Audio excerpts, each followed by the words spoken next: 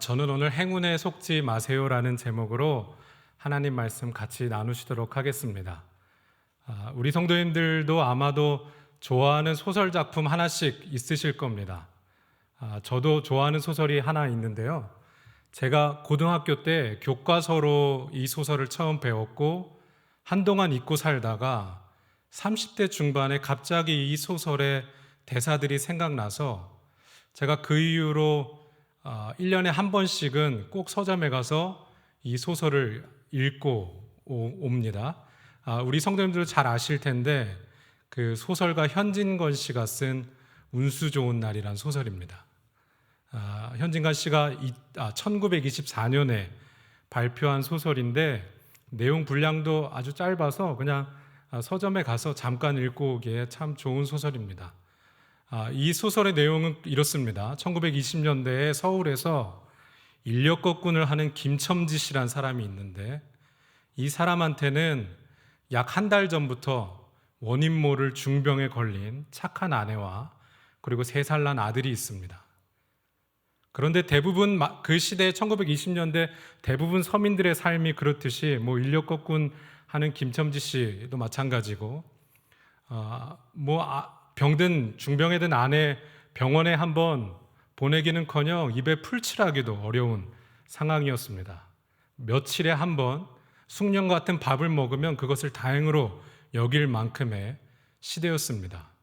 그런데 며칠 전부터 어느 날부터 이 중병에 걸린 아내가 설렁탕이 한 그릇 먹고 싶다는 겁니다. 그런데 이 김첨지가 불같이 화를 냅니다. 지금 먹을 것도 없는데 무슨 설렁탕이냐, 아파 들어놓은 사람이 무슨 설렁탕이냐고 불같이 화를 냅니다. 그런데 사실 이 김첨지 씨가 이 남편이 설렁탕을 먹고 싶다는 아내한테 화가 난 것이 아니라 그 아픈 아내 설렁탕 한 그릇 사주지 못하는 이 자신의 상황에 화가 난 것입니다. 그러던 중에 어느 날 이 아내가 이 인력거 하러 나가는 남편의 다리를 붙잡고 오늘은 나가지 말라고 사정합니다. 오늘은 나가지 말고 인력거 하러 나가지 말고 나와 함께 있어달라고 사정합니다. 그 사정하는 아내를 뿌리치고 발로 차고 그러면 우리 집은 누가 먹고 살리냐고 또 욕하면서 불같이 화를 냅니다. 그리고 김첨지는 인력거를 하러 나갑니다. 그리고 하루 종일 그 아내의 말이 떠올라서 오늘은 나와 같이 있어달라는 그 아내의 말이 떠올라서 불안해서 가만히 있질 못합니다. 겨울비가 주적주적 내리는 날인데 보통 이런 날에는 인력거를 부르는 사람도 별로 없기 때문에 일도 잘 되지 않는 날인데 그런데 어찌된지 이날따라 계속해서 사람들이 인력거를 부르는 겁니다. 그리고 오후 늦게까지 인력거를 계속 부르는 겁니다. 평소에는 일전 하나, 동전 한 입 구경하기 힘든 상황이었는데 그날은 30원이나 법니다. 제가 찾아보니까 당시 거의 서민의 한 달 월급이었다고 하더라고요. 그만큼 많은 돈을 그 하루 만에 법니다. 정말 행운이 따른 날이죠. 그래서 이 김첨지가 기분이 좋아서 설렁탕을 한 그릇 사들고 집에 돌아옵니다. 대문을 열고 집에 들어오자 불길한 적막감이 온 집 안에 흐릅니다. 그래서 너무 불안해서 불같이 화를 내고 또 소리를 지르죠. 남편이 왔는데 일하고 왔는데 아무도 내다보지 않는다고 화를 냅니다. 그리고 방 안에 들어가자 아내가 죽어 있는 것을 확인합니다. 그래서 이 설렁탕을 붙잡고 죽은 아내의 얼굴을 눈물로 비비면서 이야기합니다. 이게 그 대사인데 설렁탕을 사왔는데 왜 먹지를 못하니? 오늘은 괴상하게도 운수가 좋더니만. 제가 이 소설을 30대 중반부터 갑자기 생각나서 이 소설을 매년 읽는 이유는 이 소설의 마지막 몇 대사를 좋아하기 때문입니다. 그런데 사실 이 소설을 쓴 현진건 씨가 이 소설을 읽는 독자에게 하고 있는 말은 우리가 생각했던 가장 운수 좋은 날이 사실은 가장 비극적인 날이 될 수도 있다는 내용입니다. 여러분, 오늘 말씀에 사도 요한은 한 부류의 사람들에 대해서 이야기합니다. 그것이 4절에 기록되어 있는데 그게 누구냐면 어떤 부류의 사람들이냐면 예수님을 안다고 말하지만 예수님의 계명을 지키지 아니하는 사람들입니다. 예수님이 떠나신 지 5, 60년이 지나고 사도들도 이제 다 떠나고 아무도 없는 상황입니다. 이 요한일서가 쓰여진 상황은. 여러분, 저희 세대만 해도 불과 70년 전에 일어난 6.25 전쟁이 그게 그리 크게 피부로 와닿지 않을 때가 많습니다. 지금처럼 미디어가 발달하고 인터넷도 있고 기록물들을 저장할 만한 저장 공간도 많고 내가 원하는 때 언제 어디서든 뭐 영상이나 6.25 전쟁의 참상이나 사진들을 언제 어디서든 볼 수 있는 상황임에도 불구하고 불과 60년, 70년만 지나면 6.25 전쟁의 일이 다른 나라 일처럼 느껴지는 경우가 훨씬 더 많습니다. 피부로 와닿지 않는 경우가 많죠. 오늘 요한일서의 편지를 받는 이 성도들이 이런 상황입니다. 예수님이 떠나고 수십 년이 지나자 성도들은 더 이상 예수님의 삶과 말씀이 피부에 크게 와닿지 않았습니다. 그리고 예수님의 계명을 지키지 않아도, 예수님의 삶을 따라가지 않아도 예수님을 믿는다고 고백할 수 있다고 생각하는 사람들이 교회 안에서 점점 더 늘어나기 시작했습니다. 그런데 여러분, 오늘 1절에 요한은 이 편지를 쓰는 목적을 분명하게 밝히고 있습니다. 오늘 1절에 뭐라고 말하냐면 나의 자녀들아, 내가 이것을 너희에게 쓰면 너희로 죄를 범하지 않게 하려 함이라. 요한은 지금 교회 안에 예수님을 안다고 말하고 예수님의 말씀과 계명에 전혀 순종하지 않는 사람들에게 죄를 멈추고 예수님의 계명에 순종하라고 지금 촉구하고 있습니다. 그런데 문제는 이러한 사람들이 특별히 오늘 우리가 읽은 요한일서 2장 직전에 1장 8절 말씀에 보면 이러한 사람들의 특징이 있는데, 요한은 이런 사람들이 실상은 스스로를 속이고 있다고 말하고 있습니다.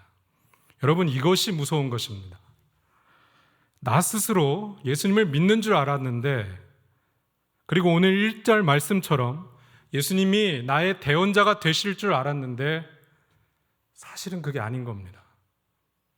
스스로를 속여서 스스로도 모르고 살아온 것이죠. 그렇기 때문에 내가 진정으로 예수님을 믿고 있는 사람인지 아니면 어둠 속에 있는 사람인지 우리의 상태를 정확히 점검할 수 있는 결정적이고 중요한 지표 두 가지를 오늘 요한이 제시하는데, 첫 번째는 형제를 사랑하는 것이고 두 번째는 세상을 사랑하지 않는 것입니다. 오늘 9절 말씀 보시면 요한이 말합니다. 빛 가운데 있다 하면서 그 형제를 미워하는 자는 지금까지 어둠에 있는 자라고 요한이 분명하게 말합니다. 형제를 사랑하지 않는 자는 여전히 어둠에 있다고 말하고 있죠. 이것은 예수님이 주신 새 계명입니다. 내가 너희를 사랑한 것 같이 너희도 서로 사랑하라. 이로써 많은 사람들이 너희가 내 제자인 줄 알게 될 것이다 라고 말한 그 예수님의 새 계명을 지금 요한이 말하고 있는 겁니다. 내가 내 주변 사람들을 사랑하고 있는지 아니면 시기하고 비방하고 분쟁하고 당짓고 있는지 우리의 삶과 우리의 마음을 돌아보면 내가 예수님 안에 있는지 아니면 어둠 가운데 있는지 정확하게 알 수 있습니다. 그리고 두 번째는 세상을 사랑하지 않는 것입니다. 15절과 16절 말씀에 기록되어 있는데 우리가 한번 읽어보시도록 하겠습니다. 15절과 16절 함께 한번 읽어보시도록 하겠습니다. 이 세상이나 세상에 있는 것들을 사랑하지 말라. 누구든지 세상을 사랑하면 아버지의 사랑이 그 안에 있지 아니하니 이는 세상에 있는 모든 것이 육신의 정욕과 안목의 정욕과 이생의 자랑이니 다 아버지께로부터 온 것이 아니요 세상으로부터 온 것이라. 아멘. 내가 빛 가운데 있는지 어둠 가운데 있는지 볼 수 있는 가장 결정적인 지표는 내가 세상에 있는 것들을 사랑하고 있는지를 보면 됩니다. 그리고 세상에 있는 모든 것들은 오늘 16절 말씀에 기록된 대로 세상에 있는 모든 것들은 16절 말씀에 기록된 이 세 가지로 귀결됩니다. 내 육체의 욕심을 채우는 것, 그리고 눈에 보이는 것을 사랑하는 것, 그리고 가진 것을 자랑하는 것. 이것이 세상에 있는 모든 것들입니다. 저와 여러분도 그리스도인이지만 이 세상에 살고 있는 사람들인데 왜 가끔은 우리가 갖고 있는 거 자랑하고 싶지 않겠습니까? 우리도 사람인데, 우리도 이 세상에 살고 있는 사람인데 왜 우리가 갖고 있는 거 우리도 드러내고 싶을 때가 없겠습니까? 그리고 우리도 때로는 우리가 눈에 보이는 거 왜 갖고 싶지 않겠습니까?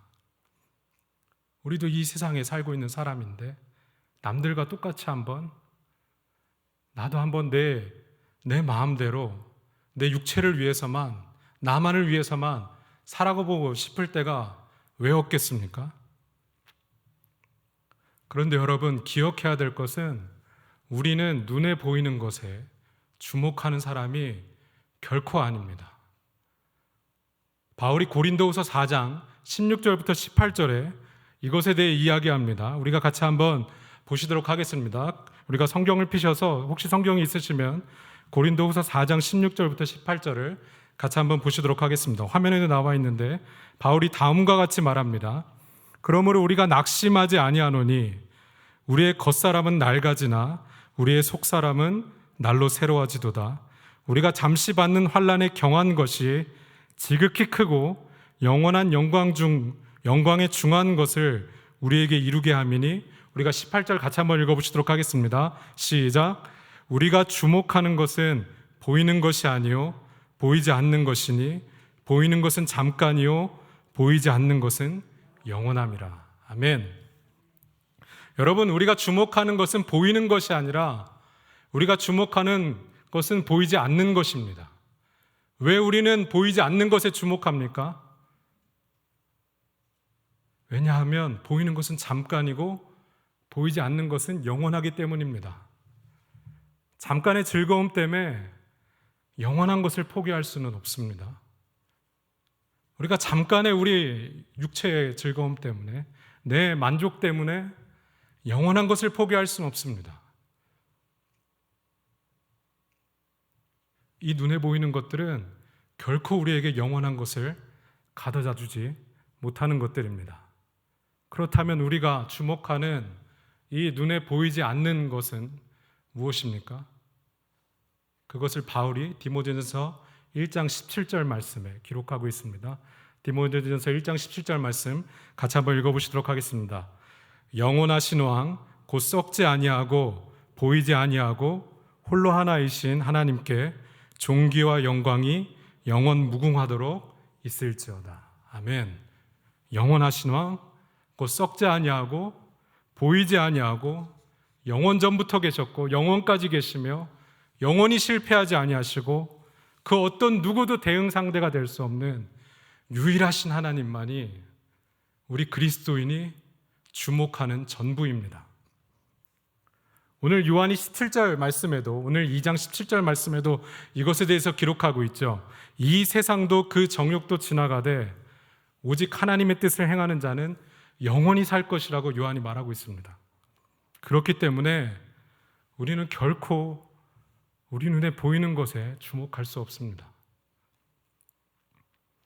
여러분, 예수님이 떠나고 시간이 흐르자 교회 안의 성도들은 점점 더 스스로를 속이게 되었습니다. 여전히 눈에 보이는 것에 주목하고 가진 것을 자랑하며 형제를 사랑하기보다 내 육체의 욕심을 채우는 일에 몰두되었으면서도 내가 예수님을 믿고 있다, 예수님이 나의 대언자가 되어주실 거라고 기대했습니다. 여러분, 우리가 살고 있는 세상은 잠깐 있다 사라질 것들이기 때문에 절대적인 것이 없습니다.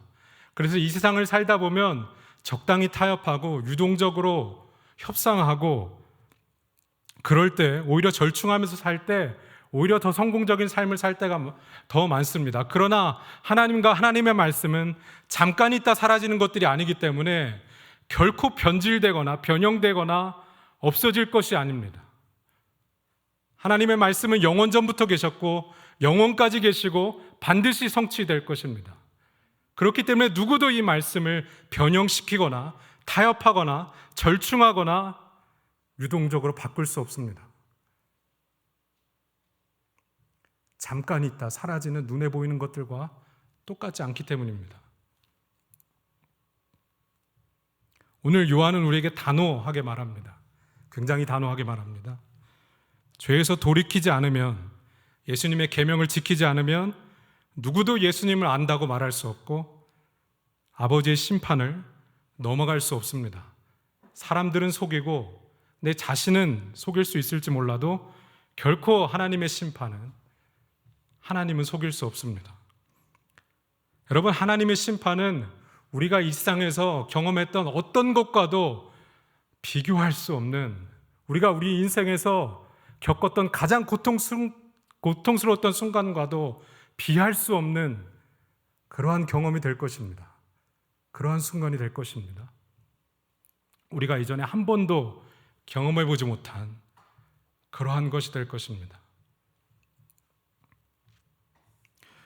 2017년 미국 뉴욕의 한 호텔에서 세계적인 금융 투자자들과 전문가들이 모였습니다. 그리고 이 금융 전문가들이 미국 프린스턴 대학교 심리학과 교수인 데니얼 카너만 교수를 초청했습니다.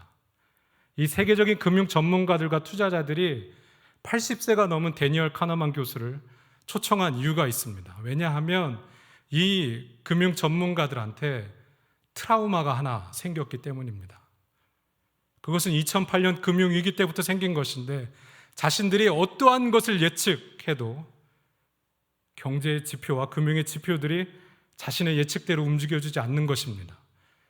이 심각한 트라우마에 빠진 금융 전문가들이 데니얼 카너만 교수를 모신 이유가 이 한 가지 질문을 하기 위해서입니다. 그것이 무엇이냐면, 우리가 예측하지 못한 일을 경험했을 때 그 일로부터 배울 수 있는 것은 무엇입니까? 우리가 예측하지 못한 일을 경험했을 때 그것으로부터 우리는 무엇을 배울 수 있습니까? 라고 80세가 넘은 이 카너만 교수한테 질문했습니다. 그리고 카너만 교수가 다음과 같이 대답합니다. 우리가 예상치 못한 일 때문에 실패를 경험했을 때 배워야 할 교훈은 단 한 가지입니다. 그것은 세상에는 놀랄 일이 생긴다는 것입니다. 세상에는 우리가 예측할 수 없는 놀랄 일이 생긴다는 것입니다. 이 단 한 가지를 배울 수 있다고 대답했습니다. 여러분, 이 대답은 사실 금융 투자자들 뿐만 아니라 우리 인생, 이 세상 모든 일에 대한 대답이기도 합니다. 세상에는 누구도 예측하지 못하는 놀랄 만한 일이 계속해서 일어납니다. 우리 모두가, 전 세계 모두가 지난 2년간 이것을 경험하고 있지 않습니까? 2020년 1월 이전에 누가 온 세계가 앞으로 이렇게 될 거라고 예측이나 했겠습니까? 그리고 앞으로도 누구도 쉽게 예측하지 못하지 않습니까? 어떤 변이가 생길지, 어떤 상황이 펼쳐질지.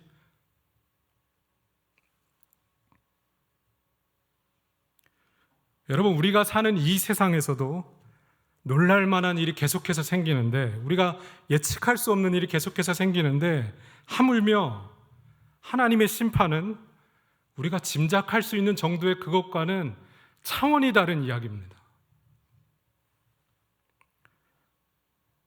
누구도 예상하지 못한 두려움이 우리 가운데 임할 것입니다. 2011년에 일본 동쪽에 대지진과 쓰나미로 파괴된 후쿠시마 원자로 모두 기억하실 겁니다. 이 후쿠시마 원자로 때문에 10년이 지난 지금도 우리는 불안에 떨고 있습니다. 많은 사람들이 이 후쿠시마 원자로가 잘못 설계해서 이런 일이 벌어졌다고 생각할 수 있습니다. 그런데 여러분, 실상은 사실 이 후쿠시마 원자로는 일본 역사상 가장 강한 지진에도 견딜 수 있도록 설계되었습니다. 일본 역사상 일어난 가장 강한 지진에도 견딜 수 있도록 이 원자로가 설계되었습니다. 그런데 문제는 2011년 3월 11일 오후 2시 46분에 일본 오사카 반도 동쪽 130km 부근에서 일본 지진 관측 역사상 최대 규모인 리히터 규모 9.1의 지진과 쓰나미가 발생한 것입니다. 여러분, 일본 사람들은 일본 역사상 최악의 지진에도 견딜 수 있는 원자로를 만들었는데 한 번도 일어나 본 적이 없는 지진과 쓰나미가 일어난 것입니다.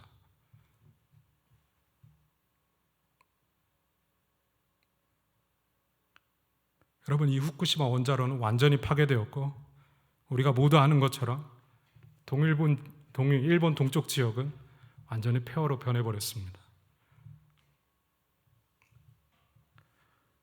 혹시 우리 중에 하나님의 마지막 심판이 내가 인생에서 경험한 가장 큰 고통과 두려움과 비슷하겠지, 그때도 어떻게 견디고 넘어갔으니 하나님의 심판도 어떻게 넘어갈 수 있겠지 라고 생각하신다면 빨리 생각을 바꾸셔야 합니다. 한 번도 경험해보지 못한, 누구도 짐작할 수 없는 위험과 두려움 가운데 우리 모두가 빠져들게 될 것입니다.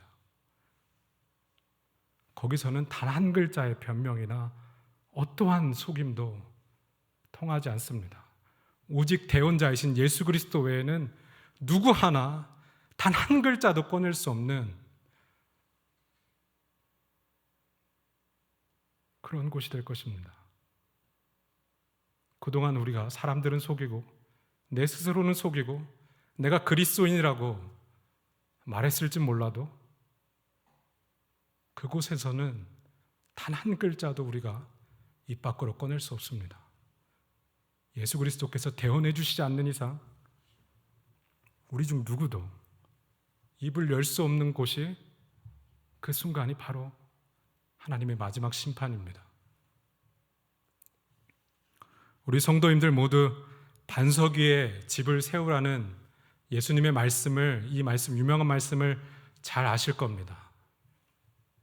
마태복음 7장 24절부터 기록되어 있는데 우리가 같이 한번 보시도록 하겠습니다.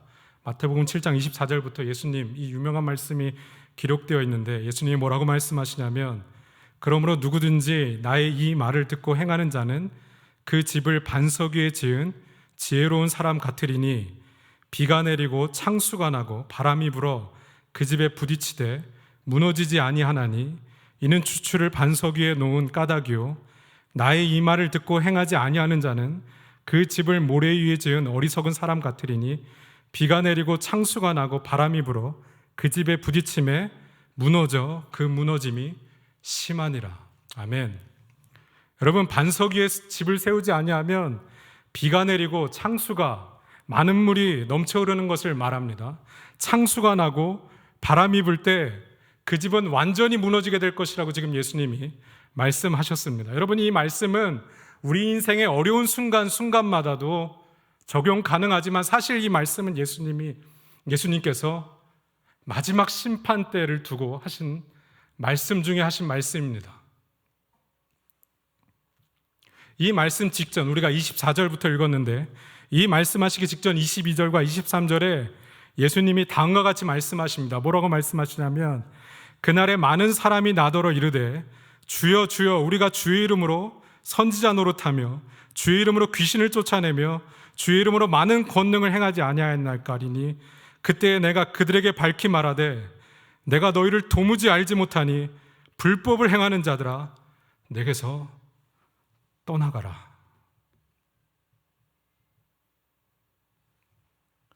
여러분, 우리 삶을 반석 위에 세우지 않는다면 이 반석은 예수님이시죠.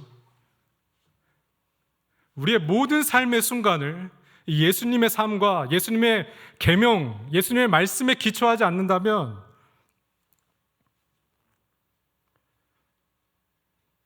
우리 인생에 비가 내리고 창수가 나고 바람이 불 때도 그러하겠지만 우리 인생에 가장 큰 비가 나고 가장 큰 창수가 나고 가장 큰 바람이 불 때, 바로 마지막 심판의 때 우리 삶에 예수 그리스도의 기초 위에 세워지지 않는다면 다 무너지게 될 것입니다. 거기서는 예수님 아니고서는 어떠한 것도 우리가 자랑할 수 없게 될 것입니다. 우리가 가지고 있었던, 우리가 자랑했던 그 많은 것들, 우리 눈에 보이는 그 좋았던 것들, 내 육체를 위하여 쌓아왔던 그 모든 것들, 거기서는 누구도 그 한 가지도 이야기를 꺼낼 수 없는 곳입니다. 오직 예수 그리스도께 내 삶의 모든 기초를 놓는 것 외에는 방법이 없습니다.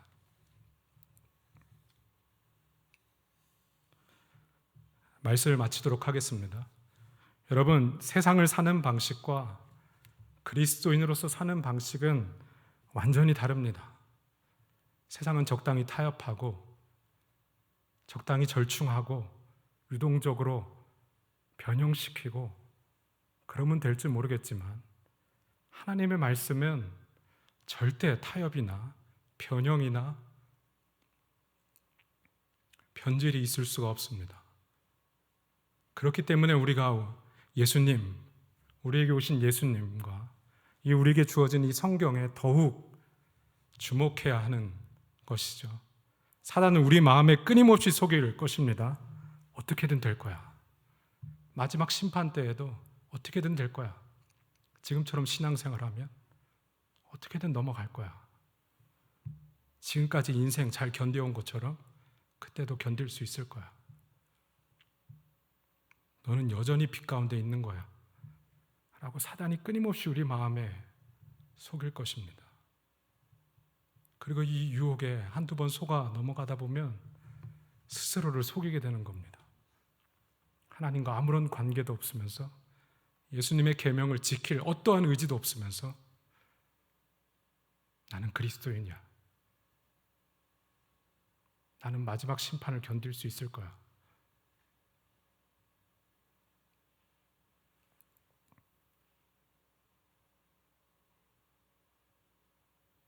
예수님이 어떻게든 내 대언자가 되어주시겠지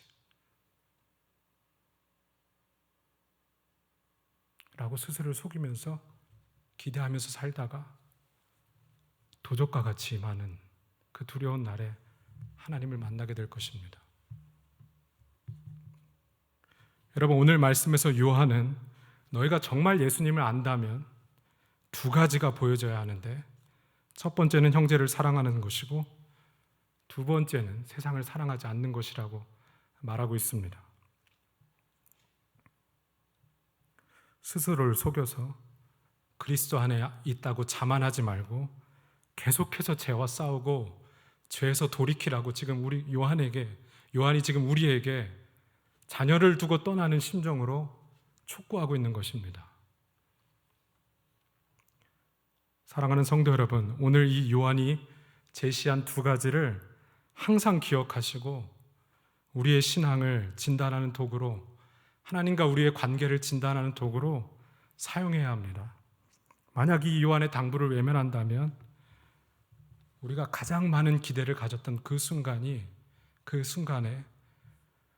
가장 비극적인 경험을 보게 될 수도 있게 됩니다. 여러분, 마지막 심판의 순간을 우리가 인생에 살아왔던 것처럼, 우리가 인생의 어려움들을 어떤 운이나 요행을 통해서 넘어왔던 것처럼 그때도 어떻게든 넘어갈 수 있겠지, 이렇게 기대하는 것만큼 어리석은 일은 없습니다. 요한이 지금 요한일서 2장 말씀을 통해서 우리에게 주는 메시지가 바로 이것입니다. 절대 스스로를 속이지 말고 너희가 그리스도 안에 있는지, 빛 가운데 있는지 점검해봐라. 오늘 이 말씀이 저 우리 성도님들의 삶 안에 깊이 뿌리내리길 간절히 축원합니다.